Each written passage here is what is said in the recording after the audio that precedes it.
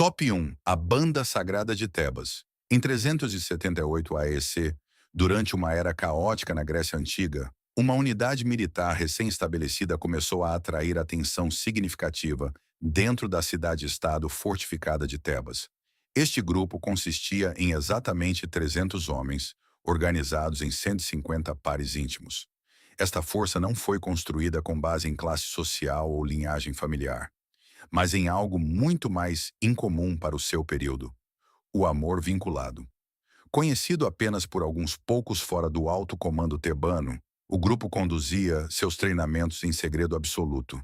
Seu eventual surgimento no campo de batalha desafiaria mais tarde os próprios alicerces da tradição militar grega. O que eles alcançaram foi além de derrotar os espartanos. Desafiou a própria lógica. A banda sagrada de Tebas era diferente de tudo o que a guerra antiga já havia testemunhado. Ao contrário das formações de hoplitas padrão, esta unidade específica treinava durante o ano inteiro. Mesmo em tempos de paz, seus membros não eram meros recrutas ou aristocratas, mas voluntários de elite selecionados por sua força física e lealdade inabalável aos seus parceiros. Esses guerreiros não lutavam por terra ou ouro, mas para proteger o homem ao seu lado. Seu vínculo, enraizado tanto em emoção profunda quanto em disciplina rígida, formava uma falange que simplesmente se recusava a quebrar. Descrições de historiadores antigos como Plutarco e Xenofonte retratam uma precisão aterradora nas manobras da banda sagrada. Eles se moviam como um único corpo, girando formações em terrenos irregulares e golpeando com letalidade sincronizada. Durante a Batalha de Leuctra, em 371 a.C., esta unidade enfrentou o exército espartano, aparentemente invencível. Em um movimento tático sem precedentes, o general tebano Epaminondas colocou a banda sagrada no cerne de uma formação de ataque oblíquo. O resultado foi que a ala direita espartana colapsou sob a pressão, e sua lendária dominância sobre a Grécia terminou naquele dia. O choque da derrota de Esparta ecoou por todo o mundo antigo. No entanto, em vez de ser celebrada, a unidade rapidamente caiu na obscuridade. Após a ascensão da Macedônia, Filipe II, o pai de Alexandre o Grande, buscou eliminar ameaças à sua consolidação de poder. Em 338 AEC, durante a Batalha de Queroneia, a banda sagrada lutou até o último homem. Sua resistência final foi marcada não pela retirada, mas pelo cerco e pela obliteração total. Após a batalha, Filipe teria percorrido o campo e, ao saber quem eles eram, expressou tristeza em vez de triunfo. Ainda assim, registros de seus feitos nunca foram amplamente circulados. Nenhum monumento comemorou suas táticas específicas. Na história tebana, sua memória foi envolta em silêncio. O que torna a banda sagrada tão difícil de conciliar com a evolução militar convencional não é apenas sua eficácia, mas sua própria existência. Em uma época dominada por hierarquia, machismo e formações rígidas, eles introduziram uma forma de combate radicalmente pessoal, baseada na conexão emocional e na unidade psicológica. Nenhuma força comparável com tal estrutura aparece em qualquer exército conhecido nos 2000 anos seguintes. A ideia de uma unidade de combate formada por laços românticos permanece uma anomalia, desafiando todos os padrões conhecidos de organização marcial. Hoje, escavações perto de Queroneia revelaram uma vala comum que se acredita ser seu local de descanso final. 300 esqueletos, enterrados lado a lado em pares correspondentes.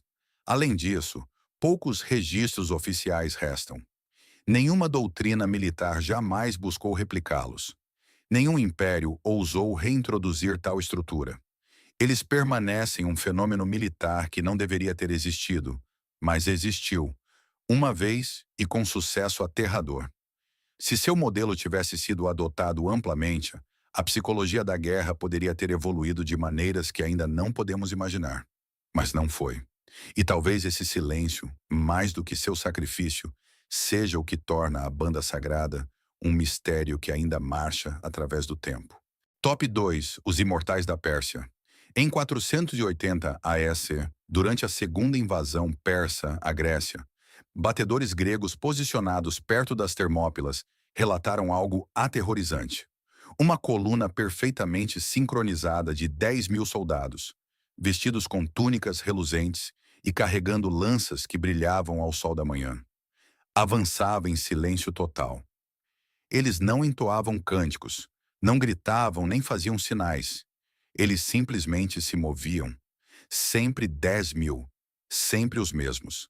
Era como se nenhum homem jamais caísse. Estes não eram mitos ou fantasmas. Eles eram reais. Eles eram os imortais. A força conhecida como os imortais serviu como o corpo de elite permanente do Império Aquemênida, protegendo os reis persas desde o reinado de Ciro, o Grande, até Dário III. Segundo Heródoto, seu nome derivava de sua extraordinária continuidade. Sempre que um soldado caía em batalha ou por doença, ele era instantaneamente substituído, muitas vezes em poucas horas, de modo que a unidade sempre mantinha uma contagem consistente de exatamente 10.000 homens. Sua constância tornou-se lenda, tanto que os soldados inimigos acreditavam que eles eram verdadeiramente imortais. Mas o que realmente diferenciava os imortais não era apenas o seu número, era a sua composição. Eles não eram simplesmente uma guarda de honra. Eles carregavam arcos compostos capazes de disparar com potência excepcional, lanças curtas com lâminas de ferro e escudos de vime que eram leves e estranhamente resilientes. Sob suas túnicas, muitos usavam armaduras de escamas feitas de bronze, ferro ou até mesmo placas douradas de escama de peixe. Esta combinação de proteção, velocidade e alcance de ataque tornava-os excepcionalmente versáteis para uma era ainda dominada por linhas de infantaria rígidas. Ainda mais intrigante era seu destacamento estratégico. Os imortais podiam operar em terrenos montanhosos, vales de rios ou redutos urbanos, sem alterar a formação. Registros persas referem-se às suas operações em campanhas no Egito, Índia e Ásia Central. Sua hierarquia interna era estruturada mais como uma divisão moderna de resposta rápida do que como um exército antigo convencional. Eles se moviam com suas próprias linhas de suprimento, seguidores de acampamento e engenheiros, permitindo-lhes funcionar como uma força de ataque móvel capaz de ação independente longe do exército principal. Apesar de seu alto perfil, no entanto, sua estrutura completa nunca foi abertamente documentada. A maior parte do que se sabe vem de fontes gregas, indiretas e de alguns relevos persas recuperados. Seus quartéis nunca foram encontrados. Nenhum manual oficial ou ordens de batalha sobrevivem. Até mesmo seus substitutos eram selecionados de um grupo de nobres e elites tribais, cujas identidades eram mantidas em segredo. Acredita-se que, mesmo dentro do corpo, muitos soldados não conheciam a verdadeira identidade de seus substitutos imediatos. Após a queda do Império Aquemênida para Alexandre, o Grande, os imortais desapareceram. Nenhum império sucessor continuou a tradição. Seu modelo, tão preciso, tão moderno em forma, nunca foi replicado. Historiadores continuam a debater se o sigilo que o cercava era devido a razões estratégicas, ou se representavam algo ainda mais anômalo. Uma força cuja origem, financiamento e filosofia estavam fora do comando imperial padrão. O silêncio é inquietante.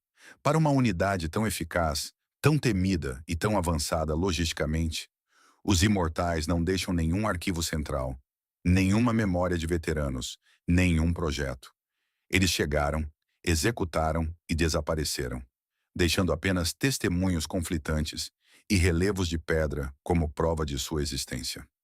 Se os imortais realmente operavam como descrito, constantes em número, intocáveis em batalha, organizados muito além de seus contemporâneos, então eles desafiam cada suposição que temos sobre a evolução militar antiga. E se eles nunca foram feitos para deixar registros, então talvez o silêncio deles não tenha sido um acidente. Top 3. As unidades testudo-romanas.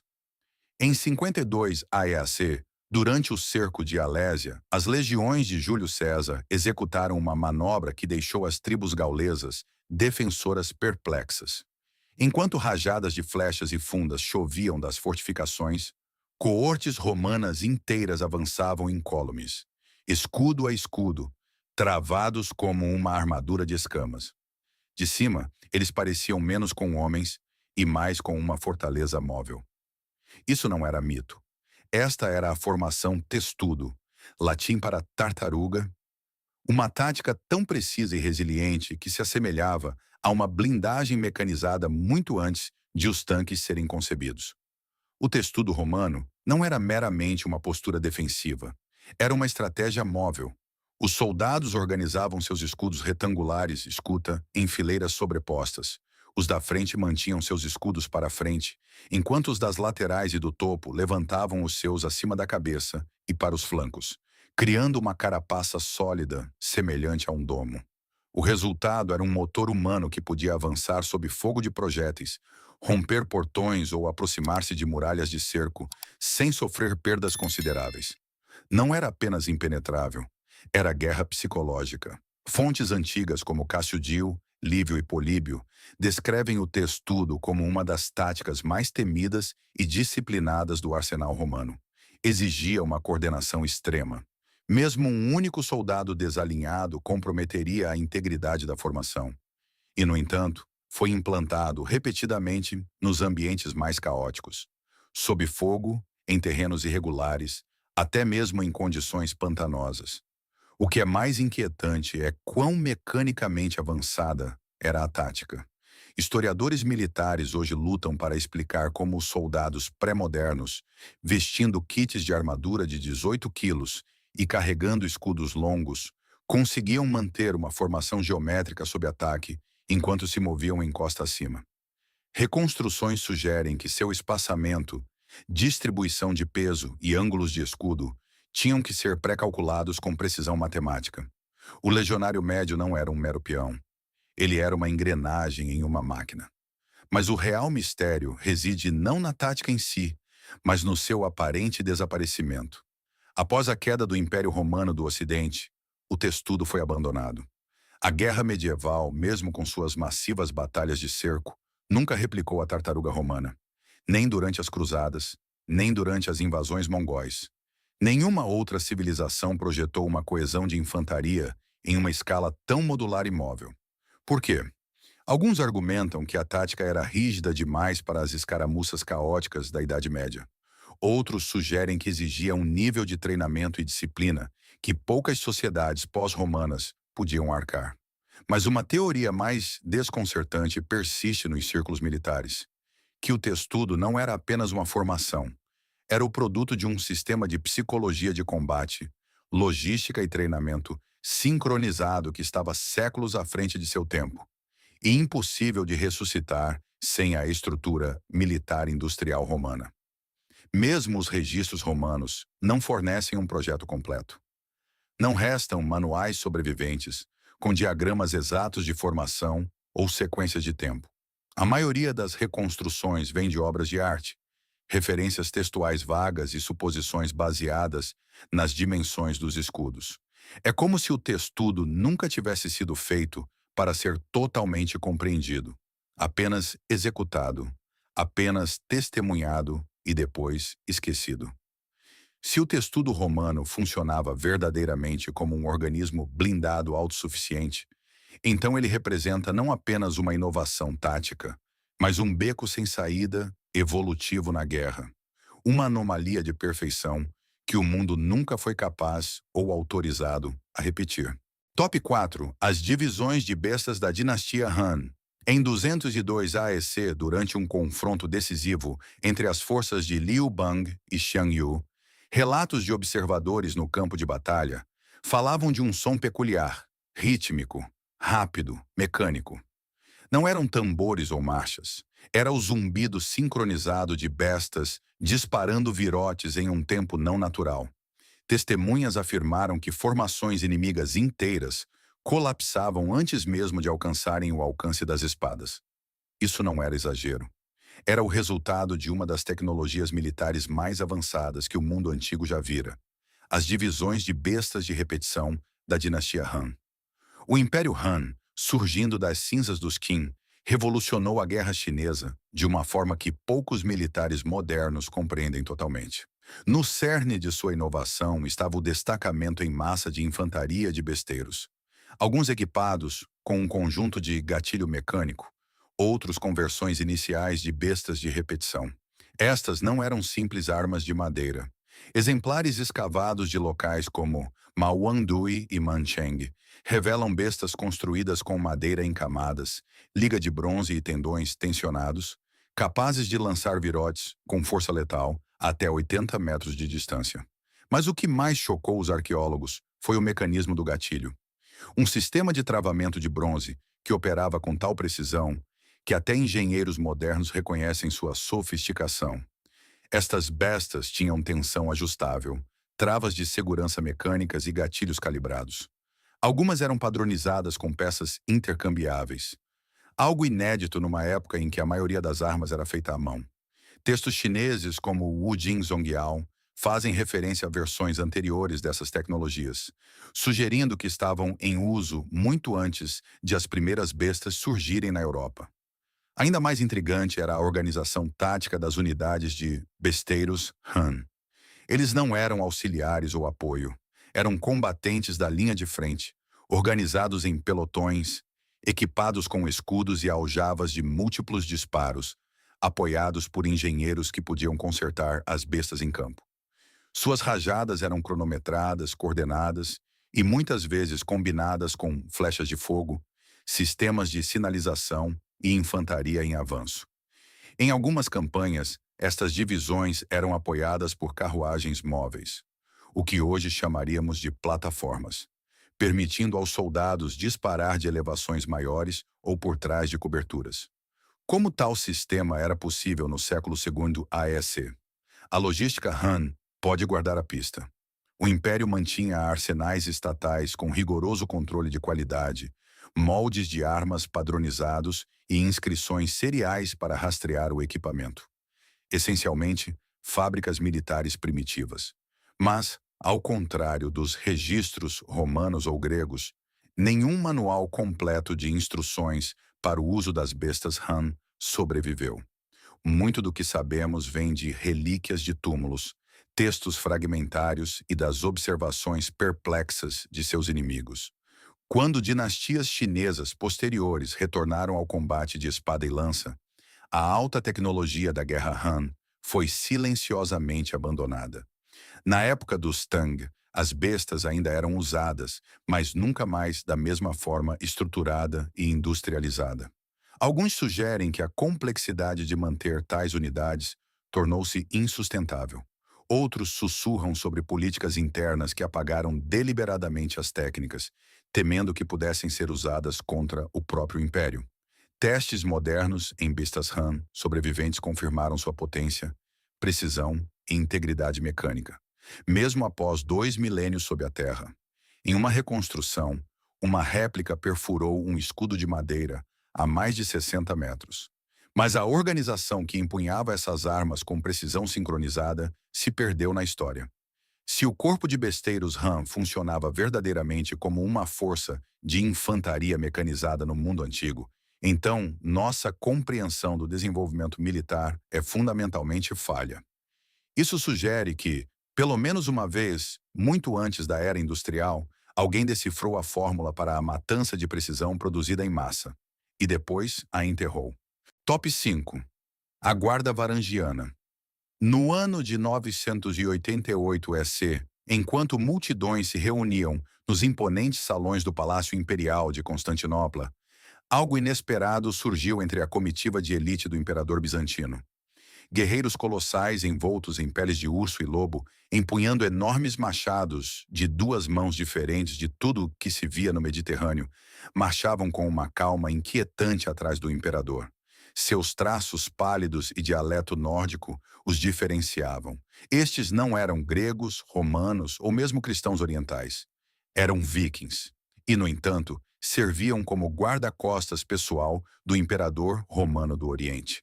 Eram a Guarda Varangiana, uma anomalia militar que desafiava a geografia, a cultura e a lógica. A formação desta unidade teve raízes numa aliança improvável. O imperador Basílio II, enfrentando rebeliões dentro do seu império, Buscou o auxílio do príncipe Vladimir da Rus de Kiev. Em troca de apoio militar, Basílio ofereceu um casamento imperial e a conversão total ao cristianismo. Em retorno, Vladimir enviou 6.000 de seus guerreiros mais ferozes, mercenários nórdicos calejados em batalhas, para o sul. Estes não eram meros saqueadores. Muitos eram combatentes veteranos de campanhas na Inglaterra, Irlanda e Terras Francas. Sua experiência, disciplina e força bruta tornaram-nos candidatos ideais para um papel que o imperador precisava preencher. Uma força de guarda leal não a qualquer casa nobre, mas apenas a ele. Ao contrário dos soldados bizantinos tradicionais, os varangianos operavam fora da maquinaria política do império. Eles respondiam diretamente ao imperador. Não juravam lealdade aos governadores locais e eram muitas vezes alojados separadamente em quartéis fortificados. Sua arma principal era a Honfire, um tipo de machado de cabo longo que manejavam com tal perícia que relatos os descrevem partindo tanto armaduras quanto cavalos em um único golpe. Eles treinavam em paredes de escudos, táticas de proteção em combate fechado e supressão urbana. Efetivamente, eram uma unidade de operações especiais medieval. Mas o elemento mais estranho da guarda varangiana era a sua autonomia. Eles podiam falar sua língua nativa, manter rituais culturais e até praticar formas limitadas de adoração nórdica sob o pretexto do serviço imperial. Eles tornaram-se conhecidos não apenas por sua ferocidade na guerra, mas por sua incorruptibilidade. Diferente dos oficiais bizantinos, os varangianos eram famosamente imunes a subornos. Sua lealdade era lendária, tanto que os imperadores confiavam neles não apenas em batalha, mas nas intrigas palacianas mais sensíveis. A guarda permaneceu ativa por mais de 300 anos, servindo sob dezenas de imperadores. Eles lutaram na Sicília, Anatólia e nos Balcãs. Seus números flutuavam, mas sua identidade permanecia única. Guerreiros do norte gelado, inseridos no coração do poder imperial oriental. Deixaram para trás inscrições, runas esculpidas em balaustradas de mármore das igrejas de Constantinopla, como se marcassem um território que nunca deveria ter sido seu. No entanto, por todo o seu serviço, desapareceram sem cerimônia. No final do século XIV, o surgimento da guerra com pólvora e a mudança na política tornaram-nos obsoletos. Os próprios bizantinos estavam em declínio. Nenhum grande monumento os homenageia. Nenhum sistema militar desde então adotou seu modelo. Soldados estrangeiros de elite com autonomia e lealdade direta a um chefe de Estado, treinados não apenas para o combate, mas para a intervenção em nível palaciano. Sua presença apresenta um paradoxo. Em uma era em que cultura e religião definiam a lealdade, a guarda varangiana situava-se fora de ambas, servindo com devoção inigualável. Eles não deveriam ter existido, por qualquer medida de império, etnia ou estrutura militar. E, no entanto, eles não apenas existiram, eles prosperaram. Se tal unidade pôde florescer por séculos sob o maior império de sua época, o que isso diz sobre as fronteiras da lealdade, identidade e controle? Ou, mais assustadoramente, por que ninguém ousou repetir o seu modelo? Top 6. The Mamluk Cavalry.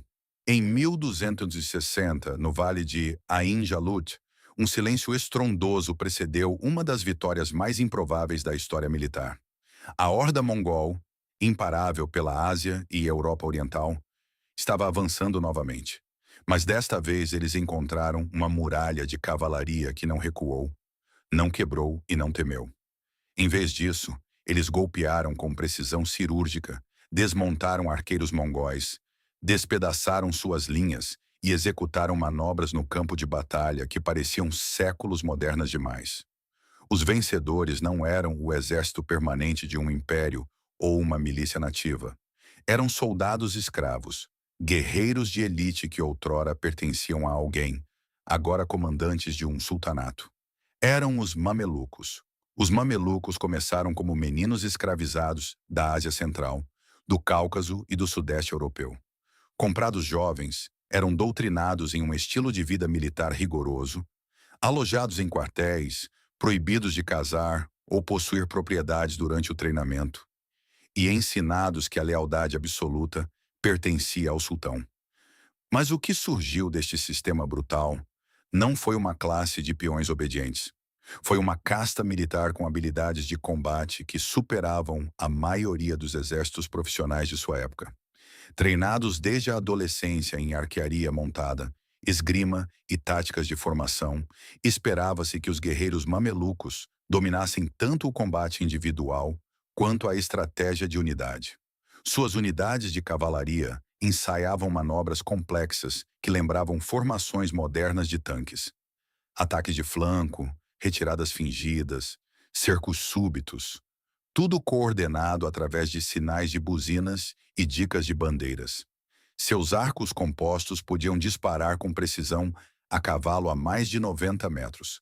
Sua armadura combinava cota de malha, placas lamelares e couro endurecido, proporcionando agilidade sem sacrificar a proteção. Em Ain Jalut, estas habilidades culminaram na primeira grande derrota mongol em batalha aberta. Os mamelucos usaram as próprias táticas dos mongóis contra eles, atraindo-os para uma retirada fingida e, em seguida, emboscando sua cavalaria em terreno estreito. Relatos contemporâneos descrevem um nível de sincronia e coesão que analistas militares hoje comparam a ataques mecanizados coordenados.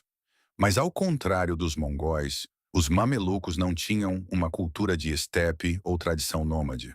Suas táticas foram projetadas, não herdadas. E é isso que os torna uma anomalia. Nenhum outro sistema de escravidão na história produziu uma elite militar que não apenas sobreviveu aos seus mestres, mas fundou uma dinastia. Após derrubarem os governantes aiúbidas, os mamelucos tomaram o poder e governaram o Egito e o Levante por mais de 250 anos. Eles se tornaram sultões, estudiosos e patronos da ciência. Tudo isso enquanto preservavam sua casta militarizada. Ainda mais estranho, seu sistema era autorrenovável. Os mamelucos eram proibidos de passar seu status aos filhos. Em vez disso, a próxima geração de soldados precisava ser recrutada de fora, treinada do zero e testada em batalha. Era um ciclo controlado de criação de guerreiros de elite, sem linhagem ou aristocracia. Apesar de sua dominância, os manuais militares mamelucos permanecem esquivos. Os regimes de treinamento eram frequentemente orais ou codificados, passados de mestre para aprendiz. Fontes sobreviventes, como o Zubdat al-Tawarik, oferecem apenas fragmentos. A lógica completa de sua coreografia de campo de batalha, sua estranha habilidade de imitar táticas inimigas, manipular o terreno e adaptar-se sob pressão, permanece em grande parte não documentada. No século XVI, as armas de fogo tornaram a cavalaria tradicional menos eficaz. O Império Otomano absorveu os mamelucos e seu sistema desapareceu. Mas por mais de 2 séculos, eles existiram como um paradoxo. Estrangeiros escravizados que se tornaram guerreiros soberanos. Forasteiros que construíram um império de insiders. Se o sistema de cavalaria mameluco fosse recriado hoje, exigiria uma mistura de condicionamento psicológico, rigor marcial e isolamento sociopolítico que beira o distópico. E, no entanto, funcionou. Não por anos, mas por gerações. Que tipo de mundo cria seus defensores mais formidáveis através do cativeiro? E o que significa quando esses defensores se tornam governantes? Top 7. As unidades Ninja de Iga e Koga. No ano de 1581, sob o manto de uma noite sem lua, 40 mil soldados leais a Oda Nobunaga cercaram a província montanhosa de Iga. O que eles esperavam era uma conquista rápida de aldeias agrícolas dispersas. O que encontraram foi algo diferente. Emboscadas de inimigos invisíveis, armadilhas embutidas em caminhos florestais, mensagens interceptadas antes da chegada e incêndios iniciados em depósitos de suprimentos a partir de dentro. Os generais de Nobunaga não conseguiam explicar. Ninguém tinha visto seus atacantes. Ninguém ouviu sua aproximação. No entanto, seus exércitos sangravam. Estes não eram fantasmas ou ilusões. Eram os operativos de Iga e Koga. As unidades das sombras que mais tarde seriam conhecidas como ninja. Ao contrário do mito popular, os ninja não eram figuras míticas em trajes pretos realizando feitos sobrenaturais. Eles faziam parte de um sistema real e altamente treinado de guerra assimétrica que surgiu no Japão durante o caótico período Sengoku. Os clãs de Iga e Koga, isolados em terreno montanhoso e excluídos das estruturas de poder centrais, desenvolveram uma tradição militar paralela baseada em furtividade, sabotagem, reconhecimento e guerra psicológica. Seus operativos não eram samurais nem mercenários. Eram especialistas treinados, nascidos no segredo e criados numa cultura de sobrevivência clandestina. Textos históricos como o Bansen Shukai, compilado no século XVII, oferecem detalhes surpreendentes sobre seu treinamento. Os operativos aprendiam arrombamento de fechaduras, venenos, explosivos, disfarce, infiltração e assassinato silencioso. Memorizavam dialetos regionais, técnicas de escalada, padrões meteorológicos e até projeção de sombras. Como usar a luz da lua para enganar perseguidores. Alguns manuais incluem projetos de escadas dobráveis, sapatos de flutuação na água e dispositivos de liberação de fumaça feitos de conchas trituradas e compostos de enxofre. Mas talvez sua característica mais avançada fosse sua estrutura. Os ninjas eram organizados em unidades multifuncionais, coletores de inteligência, especialistas em sabotagem, mensageiros e iscas. Operavam em células, comunicavam-se através de escritas codificadas e muitas vezes usavam identidades falsas que giravam dependendo da missão. Na guerra, infiltravam-se em castelos inimigos, ateavam fogo por dentro ou se passavam por desertores para espalhar desinformação. Em tempos de paz, funcionavam como agentes secretos infiltrados em territórios rivais. O que torna essas unidades tão difíceis de situar na história militar é a sua sofisticação estratégica. Seu uso do medo, da imprevisibilidade e da precisão cirúrgica alinha-se muito mais com as forças especiais modernas do que com qualquer exército feudal. Operavam sob regras de engajamento que deliberadamente borravam a linha entre combate e espionagem, séculos antes de tais distinções serem codificadas no direito militar. Quando Oda Nobunaga finalmente dominou Iga em sua brutal campanha de 1581, grande parte da infraestrutura ninja foi desmantelada. Os operativos sobreviventes fugiram ou foram absorvidos por clãs rivais, incluindo o shogunato Tokugawa, que mais tarde usaria suas habilidades em vigilância interna. No entanto, mesmo com a sua influência se espalhando, a documentação desapareceu. Os Tokugawa controlavam rigorosamente todas as referências às operações ninja, e períodos posteriores mitologizaram-nos além do reconhecimento. Hoje, a maior parte do conhecimento sobre suas táticas reais vem de pergaminhos de treinamento fragmentados e menções esparsas em diários de campo de batalha. Nenhuma outra força militar no mundo pré-moderno institucionalizou a furtividade, o subterfúgio e a disrupção psicológica a este grau. O fato de terem existido numa época em que a guerra baseada na honra dominava o campo de batalha japonês apenas aprofunda o paradoxo. Suas táticas não eram apenas desonrosas para os padrões samurai, eram revolucionárias. Se os ninja de Iga e Koga tivessem tido permissão para evoluir sem repressão, como seriam as operações secretas modernas hoje? As agências de inteligência rastreariam suas doutrinas não até as inovações do século XX, mas até aldeias nas montanhas do Japão do século XVI? Ou, de forma mais perturbadora, elas já o fizeram? Top 8. Os janízaros do Império Otomano. Em 1453, enquanto as muralhas de Constantinopla tremiam sob o fogo dos canhões otomanos, os defensores relataram um ritmo estranho surgindo sob o caos. Não eram batidas de tambores de cerco nem cânticos de soldados comuns. Eram as passadas sincronizadas de uma força disciplinada, movendo-se em unidade total, trajando uniformes distintos, seu status de elite inconfundível. Estes eram os janízaros, soldados sem família, treinados desde a infância, vinculados por juramento a um sultão, e operando sob um sistema tão radical que os historiadores ainda debatem como tal força chegou a existir. O corpo de janízaros foi fundado no final do século XIV pelo sultão Murad I. Sua estrutura desafiava as normas dos exércitos medievais. Estes não eram cavaleiros de berço nobre ou batalhões de mercenários. Eram meninos cristãos retirados de territórios conquistados nos Balcãs através do sistema Devshirme, um recrutamento forçado onde as crianças eram convertidas ao Islã e treinadas sob o controle mais rígido do império. Mas em vez de serem quebrados, esses meninos eram transformados nos soldados mais leais e mortais do Império Otomano. A partir dos 7 anos de idade, os recrutas janízaros eram separados de suas comunidades, submetidos a condicionamento físico e psicológico e ensinados em táticas de guerra avançada, disciplina, música e idiomas. Viviam comunitariamente, abstinham-se do casamento e respondiam apenas ao sultão. Seu treinamento enfatizava a obediência absoluta, mas também a independência tática.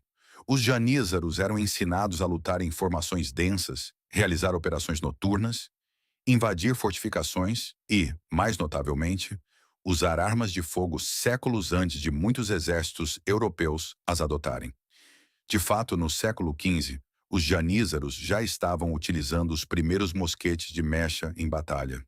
Seu uso de armas de pólvora, somado a uma disciplina rígida de formação, fez deles possivelmente o primeiro corpo de infantaria permanente na Europa a dominar o combate coordenado com armas de fogo. Eles também mantinham sua própria hierarquia interna, quartéis e ordem social, funcionando efetivamente como um Estado dentro de um Estado, militarizado, autônomo e autorrenovável. Mas é aqui que a anomalia se aprofunda. Apesar de seu poder, os janízaros não tinham permissão para casar, possuir terras ou passar seus títulos adiante. Eram, em teoria, eternamente vinculados ao Estado. Sua identidade não era étnica, tribal ou familiar, era institucional. Este modelo de soldado era diferente de tudo no mundo medieval.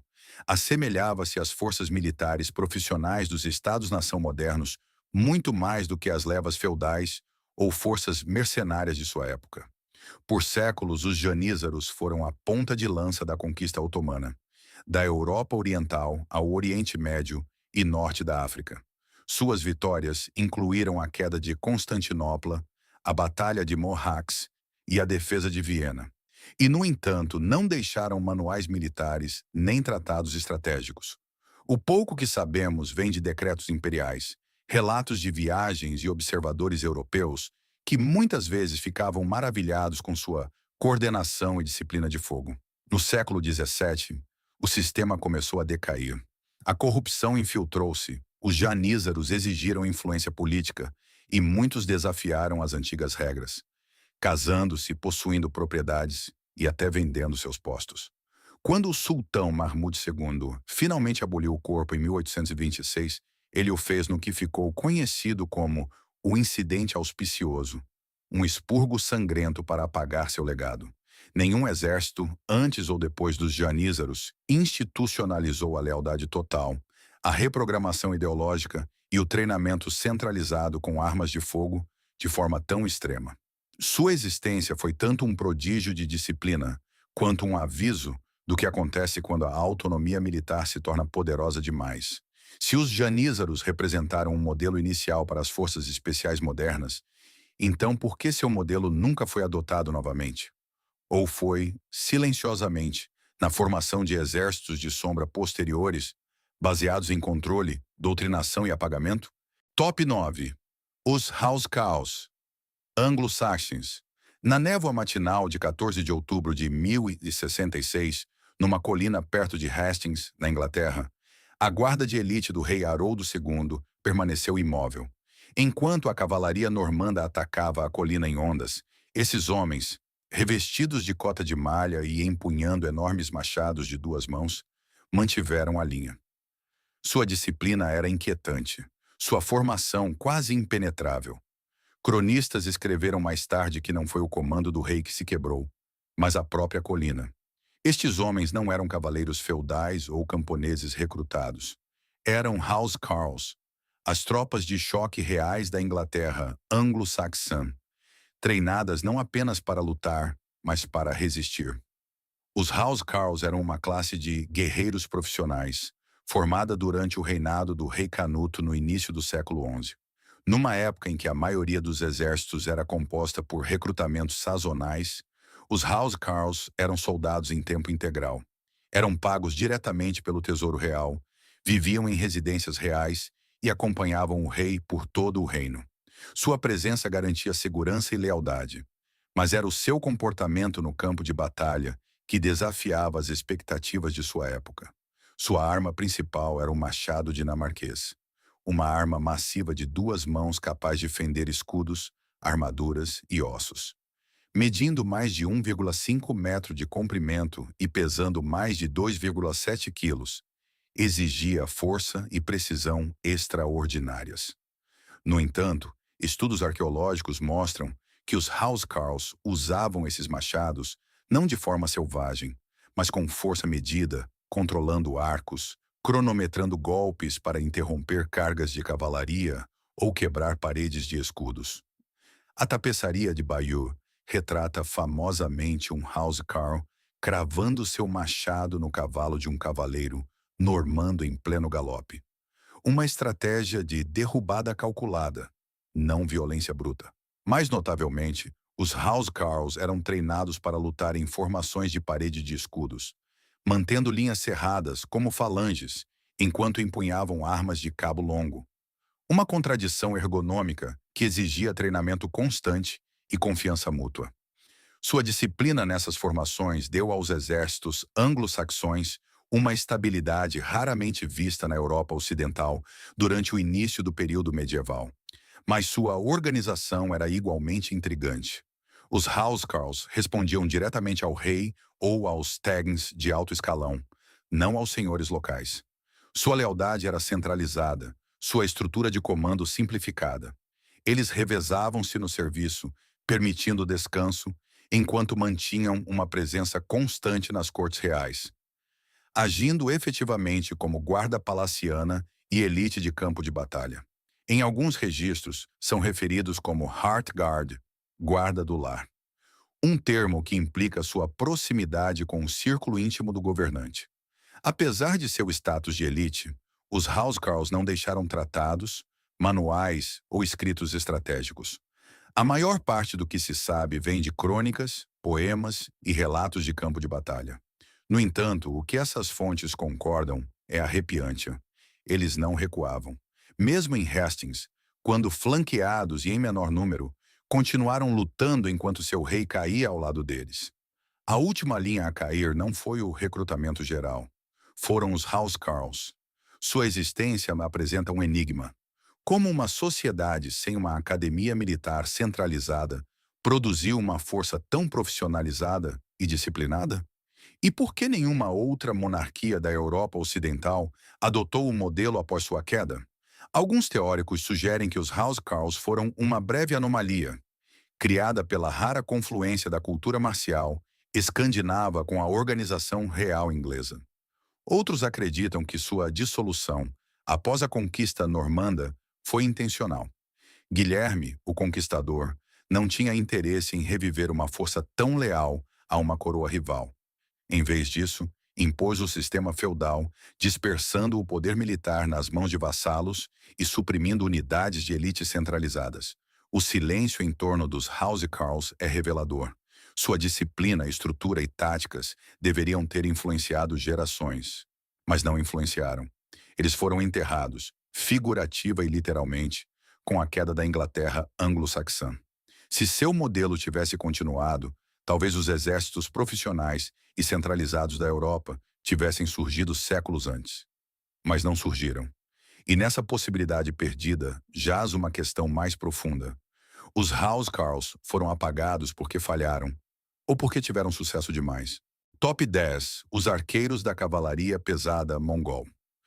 Em 1241, enquanto os cavaleiros europeus se reuniam perto do rio Ságio, na Hungria, para enfrentar o que acreditavam ser uma horda desorganizada, o chão começou a tremer, não por causa da infantaria em marcha, mas por algo muito mais preciso.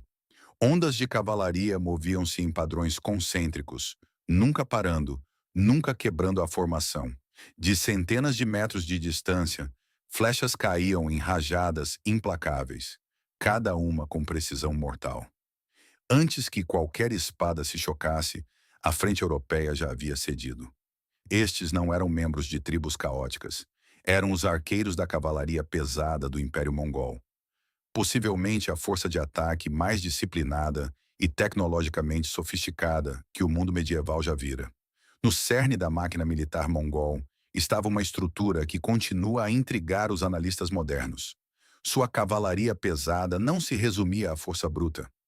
Era um sistema sincronizado de comunicação rápida, decepção estratégica e precisão logística. Cada unidade era organizada numa hierarquia decimal. 10 homens para um esquadrão, 10 esquadrões para uma companhia, e assim por diante, escalando para dezenas de milhares.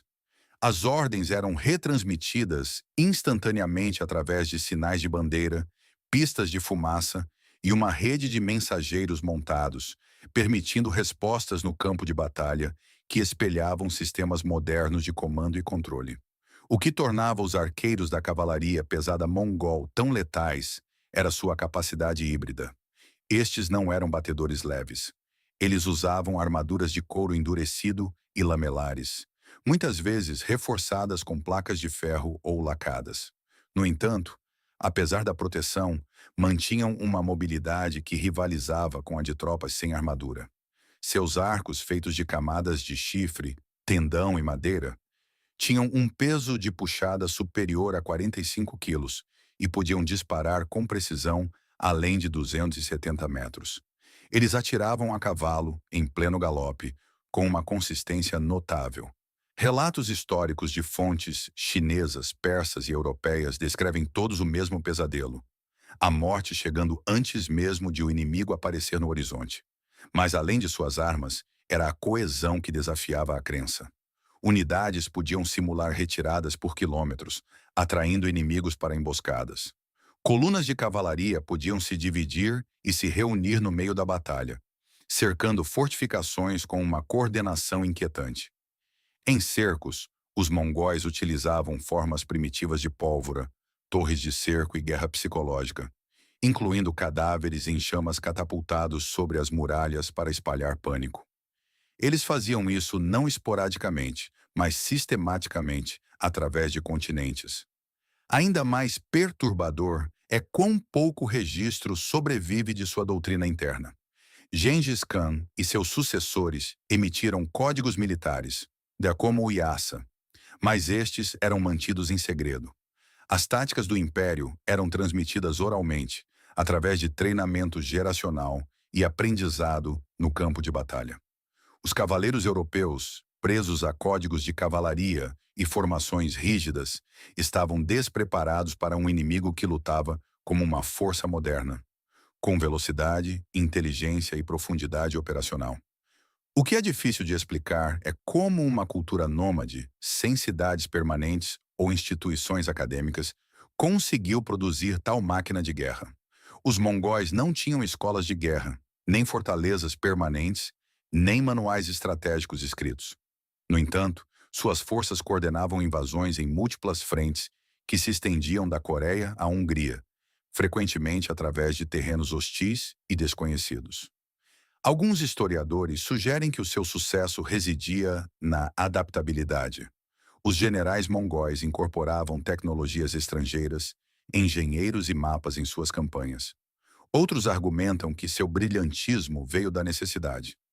A precisão de vencer ou perecer nas estepes rigorosas da Ásia Central. Mas nada disso explica totalmente a escala e a consistência de suas vitórias. Quando o Império Mongol se fragmentou no século XIV, nenhum estado sucessor foi capaz de replicar sua coesão militar. Os Sipahi otomanos, os mamelucos, os cossacos russos, todos adotaram fragmentos das táticas mongóis, mas nenhum conseguiu recriar a consciência total de campo de batalha e o controle que definiam a cavalaria pesada mongol. Se a cavalaria mongol tivesse deixado registros detalhados, talvez as doutrinas militares de hoje parecessem muito diferentes. Mas não deixaram. E talvez esse silêncio tenha sido intencional. porque o que eles sabiam nunca foi feito para ser escrito, apenas executado. Ao longo da história, certas forças militares surgiram não como degraus evolutivos, mas como anomalias completas. Unidades de elite que não deveriam ter existido com base nos sistemas políticos, tecnologias ou mentalidades culturais de sua época. As 10 unidades que acabamos de examinar não eram apenas eficazes. Eram precisas, organizadas e, em alguns casos, assustadoramente modernas. Sua existência desafia a visão linear do desenvolvimento militar e nos força a reconsiderar do que a humanidade era verdadeiramente capaz, séculos ou mesmo milênios à frente do que aceitamos como a linha do tempo padrão. Esses não foram incidentes isolados. A Banda Sagrada, os Imortais, os Janízaros, os Ninja e outros revelam um padrão profundamente inquietante. Sociedades que desbloquearam brevemente a fórmula para a precisão militar de elite, apenas para perdê-la ou enterrá-la logo em seguida. Na maioria dos casos, as unidades desapareceram não por derrota, mas por apagamento silencioso, sem arquivos públicos, sem manuais, sem sucessores, apenas fragmentos, espalhados por cidades em ruínas, manuscritos perdidos ou relatos contraditórios de testemunhas oculares. Parece haver uma resistência sistemática em preservar esses modelos. Eram eles poderosos demais? Difíceis demais de controlar?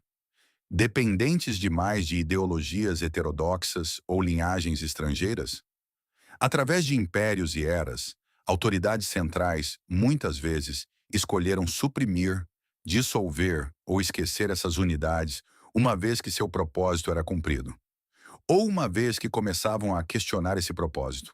Quando a lealdade torna-se absoluta, ela também se torna perigosa para aqueles no poder. As consequências desses desaparecimentos são imensuráveis. Se esses sistemas tivessem tido permissão para persistir, a humanidade poderia ter desenvolvido estruturas de comando complexas, táticas de armas combinadas ou guerra psicológica séculos antes. Talvez a tecnologia civil tivesse acelerado em paralelo. Em vez disso, cada apagamento deixou um vácuo, forçando as civilizações futuras a redescobrir conceitos que já haviam sido dominados e então esquecidos. De forma mais perturbadora, devemos perguntar por que essa supressão se repete. Foi coincidência? Ou havia algo inerente a essas forças, algo desestabilizador para o equilíbrio de poder, o controle da história ou a narrativa de quem deve exercer a força letal? Mesmo hoje, ecos dessas doutrinas perdidas surgem em lugares inesperados. Manuais crípticos em arquivos militares, anomalias arquitetônicas em quartéis antigos, folclore que não condiz com o registro oficial. Alguém se lembra, e alguém garante que a memória não se espalhe demais, porque no final, a questão não é se essas unidades de elite realmente existiram. As evidências dizem que sim.